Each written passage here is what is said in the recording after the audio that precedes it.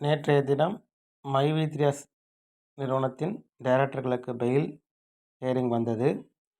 அந்த ஹியரிங் என்ன ஆச்சு, ஏன் நமக்கு அதுக்கப்புறம் அப்டேட் வரலன்னு பார்த்தீங்கன்னா, அந்த ஹியரிங்கில் இதுக்கு முன்னாடி பார்த்தவங்க யாருன்னு பார்த்தீங்கன்னா, தனபால் உயர்நீதிமன்ற நீதிபதி தனபால் அவங்க தலைமையில் தான் இது வரைக்கும் 5 ஹியரிங்குமே நடந்துச்சு.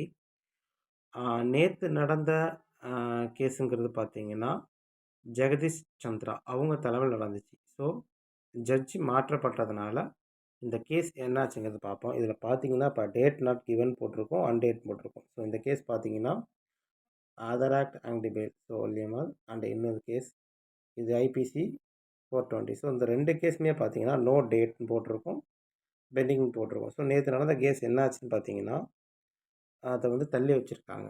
சரிங்களா, அந்த கேஸ் தள்ளி வைக்கப்பட்டிருக்கு. அதுக்கு காரணம் என்னென்னா, இதுக்கு முன்னாடி பார்த்த அதே ஜட்ஜி மறுபடியும் அவங்களுடைய பெஞ்சுக்கே போகிற மாதிரி மாற்றிருக்காங்க. சரிங்களா, இந்த கேஸ் அங்கே மாற்றிட்டாங்க.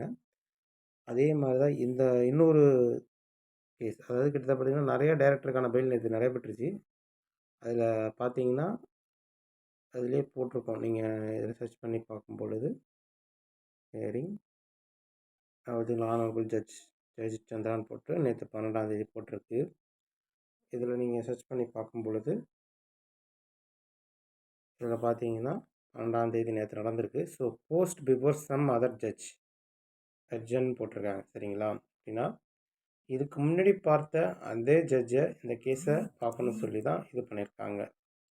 அது மட்டும் இல்லாமல் இது எப்போ மறுபடியும் இந்த கேஸ் அவங்கள்ட்ட போகணும்னா கேஸ் லிஸ்ட் ஆகணும். ஸோ இன்றைக்கி நைட்டோ இல்லை நாளைக்கு நைட்டோ மறுபடியும் இது கேஸ் லிஸ்ட் ஆகி இங்கே ஹியரிங் டேட்டில் வரும்.